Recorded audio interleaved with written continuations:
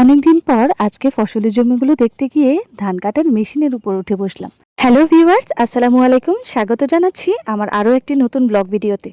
আজকে চলে এসেছি আমাদের ফসলের জমিগুলো দেখতে।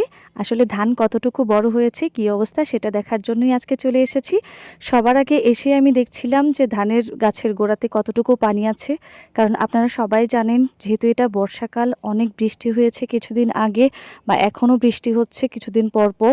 এই জমিগুলো যেহেতু একটু নিচু জমি, সেহেতু অধিক বৃষ্টি হলে বন্যা চলে আসে আর গাছের গোড়ায় বেশি পানি জমে থাকে। গাছের গোড়ায় বেশি দিন পানি জমে থাকলে ফসল নষ্ট হয়ে যায়। আর যেহেতু এটা নিচু জমি, বর্ষাকালে আসলে অনেক চিন্তায় থাকতে হয় এই সময়ের ফসলটার জন্য।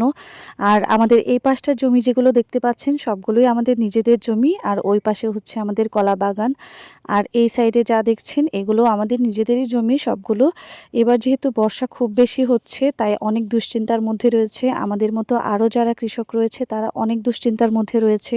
কিছুদিন পর থেকেই ধান গাছগুলো আরো বড় হয়ে যাবে আর সেগুলোতে থোড় আসা শুরু করবে, ধানের শীষ বের হবে। অগ্রহায়ণ মাসের শুরুর দিক থেকে আসলে ধান পাকা শুরু করবে, ফসল কাটা শুরু হয়ে যাবে। সেগুলো আপনাদেরকে আস্তে আস্তে সবগুলোই দেখাবো।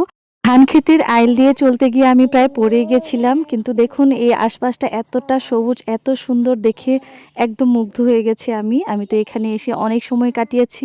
অনেকক্ষণ যাবত আমরা এখানে বসেছিলাম। তারপর দেখুন এই পাশটাতেও আমাদের জমি রয়েছে, এই পাশটাতেও জমি, আর মাঝখান দিয়ে একটা বড় আইল চলে গেছে।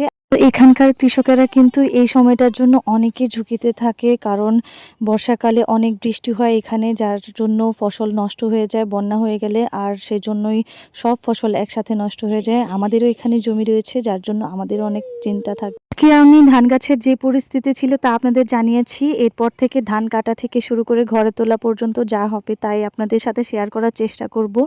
আপনারা আমাদের সাথে থাকবেন অবশ্যই, আর আমার ভিডিওগুলো ভালো লাগলে অবশ্যই চ্যানেলটি সাবস্ক্রাইব করে দেবেন। আজকে এই পর্যন্তই দেখালাম। এখন যেহেতু বিকেল গড়িয়ে যাচ্ছে, এখন বাসায় ফিরতে হবে, বাড়ি যাওয়ার উদ্দেশ্যে রওনা দিব আমি।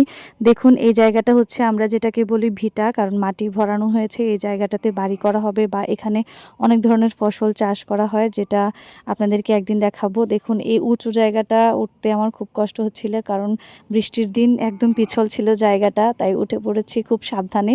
এই দেখুন এসে দেখি আমাদের এখানে একটা বড় ধান কাটার মেশিন। এটা আসলে অনেক দিন যাবত রাখা ছিল এখানে। বৈশাখ মাসে ধান কাটার পর থেকে এই মেশিনটা এখানে রয়েছে। এটা দিয়ে আমাদের জমিরও ধান কাটা হয়েছে। দেখুন কত বড় এই মেশিনটা।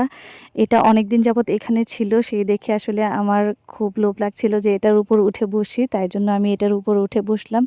দেখুন মেশিনটা দেখতে কিন্তু অনেক সুন্দর। এখন অনেক ধরনের আধুনিক পদ্ধতি বের হয়েছে যেটা ধান কাটা যায়, অনেক সুবিধা হয়েছে যেটা কৃষকের জন্য। দেখুন আমাকে মনে হচ্ছে যে আমি ধান কাটার মেশিনটা চালাচ্ছি, গাড়িটা চালাচ্ছি।